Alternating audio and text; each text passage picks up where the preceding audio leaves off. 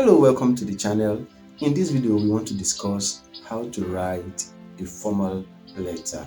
I've actually made a video on how to write formal letters, but then I received a comment on one of my videos that wants me to show him how to write a particular, letter, a formal letter. He gave the question in the comment, and of course, here is the video.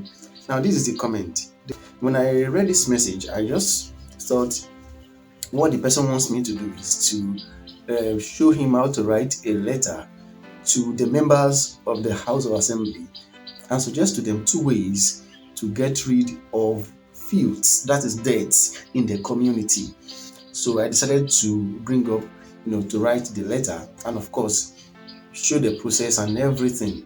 This type of letter, we must say, since you are not writing to any of your family members, you are writing to the legislatures, to the members of the House of Assembly, then it's going to be a formal letter. Now, when we talking about formal letters, you know what we are talking about. It's a type of letter that follows strict rules, and of course, a formal letter must have a formal tone. The tone must be formal. The purpose of writing the letter must be clear. And of course, there must be a proper structure for the letter, and your expressions must be polite, must show respect. You must have all of these when you are writing your formal letter. Now, we talked about the steps of writing a formal letter. Yes, the first thing is the writer's address and date. When you're writing a formal letter, the first thing you are going to write at the top right corner of your paper is your own address and date. This address could be your school address. If you are a student, it may be your school address or your home address. Your address must be followed by the date. The second thing you are going to write is the recipient's address. The recipient address, that one is going to be immediately after your own address, but then it's going to be on the left side of the paper. And this recipient address shows the office of the person you're writing the letter to, the person to whom the letter is addressed. So the office of the person, then after this you leave a line, then you write a salutation.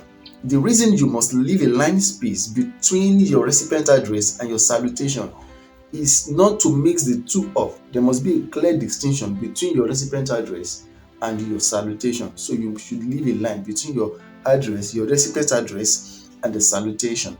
The salutation, it depends on whom you're writing the letter to. For example, in this case, we are writing to the honorable members in the House of Assembly.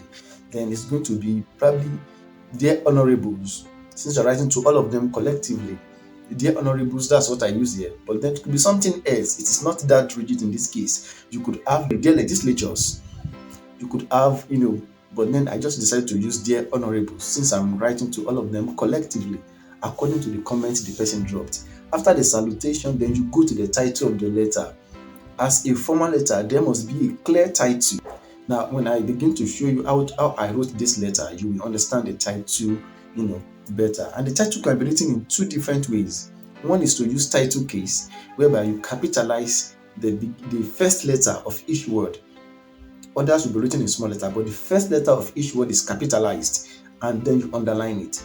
The second way is to write everything in uppercase, everything in the title in capital letters. Then you do not underline. Just choose one of them. These are the two ways to write your title. After the title, then we have the body of the letter. The body of the letter is just the paragraphs, what you want to write, the information, the idea you want to put in your letter. That's what we have in the body of the letters in two different paragraphs. You have 4 paragraphs, 5 paragraphs, depending on how voluminous, how large, how plenty is what you are writing. But then if you are preparing for WAEC or WAEC GCE or WAEC SSCE, any of the two, at least you are writing up to 450 words. Then after the body of the letter, then you have the complementary clause, the subscription, which in most cases is just faithfully. Then after this, you have your signature, then your full name. When we say your full name here, it means your name and your surname. Or if you want to put your surname first, your surname and your name, depending on the format you want to choose. But then we know that the name must be your name and your surname. You could use initials. Unlike in an informal letter where you write only your name, only your first name without your surname. In this case, you must put your name and your surname.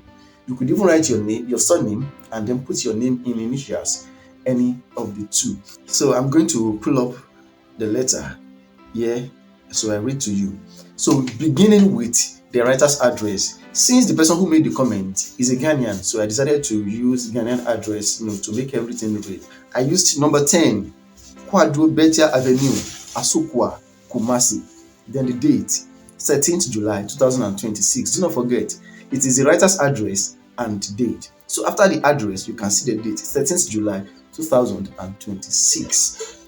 Then just below that, you will see the recipient address on the left. The honorable members, Kumasi Metropolitan Assembly, Kumasi.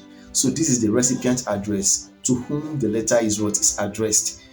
Then, because the question says write the letter to the members, so I just decided to use the honorables. I don't know what to call them in Ghana, but in Nigeria we call them lawmakers, we call them honorables, we call them legislatures. So depending on what you call them in Ghana. Then after that, there is a free space, there is a line space. Then I wrote my salutation, dear honorables, dear honorables. Probably you could use dear legislatures. Then after that, I have the title of my letter written in capital letters. That is written in uppercase. Ways to get rid of filth in our community. Filth here means death, refuse. Ways to get rid of filth in our community. That is my title, and I wrote this one in capital letter in uppercase. And please make sure your title is in the middle, is centralized in the middle of the paper, just like this one you are seeing on the screen.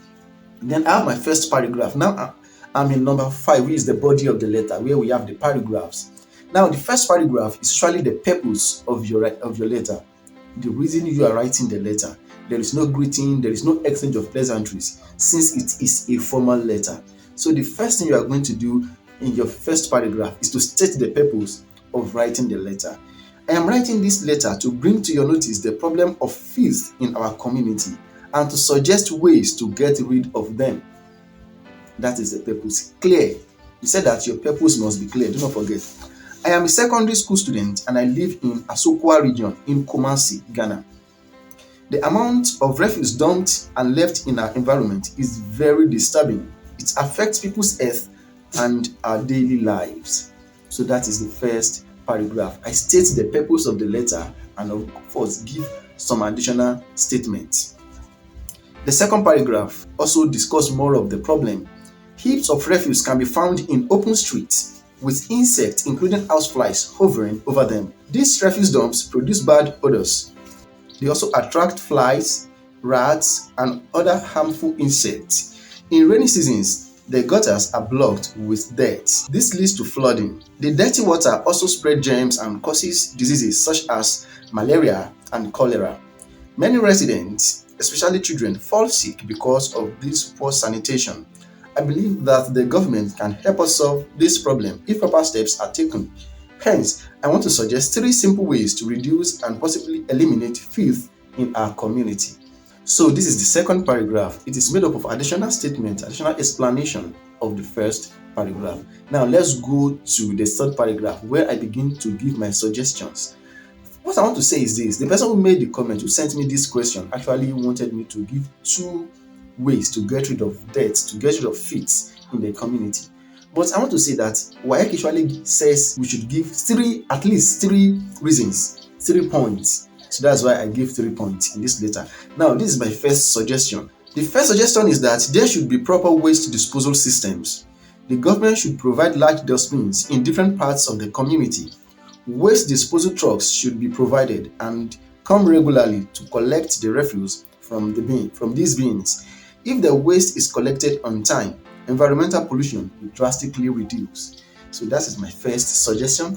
Let's go to the second suggestion in a new paragraph. I am also suggesting that there should be public orientation and enlightenment on proper waste management. Many people do not understand the dangers of living in a dirty environment. The government should organize orientation programs, radio and television broadcasts that teach people about cleanliness. The orientation programs can be brought to schools and community meetings. When people are aware, they will be more careful about how they dispose their waste. This is my second suggestion on how to get rid of filth, of waste, of dirty things in the community. Now let's quickly go to the third suggestion.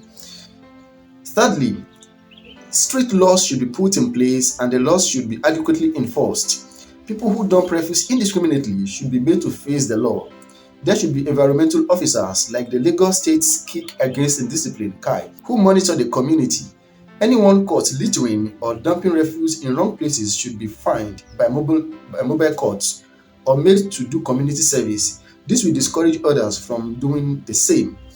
In addition, community cleaning exercises should be encouraged. Residents can be asked to come out together once every month to clean their surroundings. That is my third point. It's my third suggestion on how to get rid of filth in our community. So the remaining paragraph is just the conclusion. And what do you do in the concluding paragraph?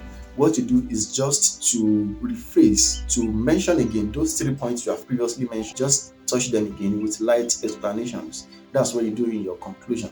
Look at it. In conclusion, filth in our community is a serious problem that needs urgent attention.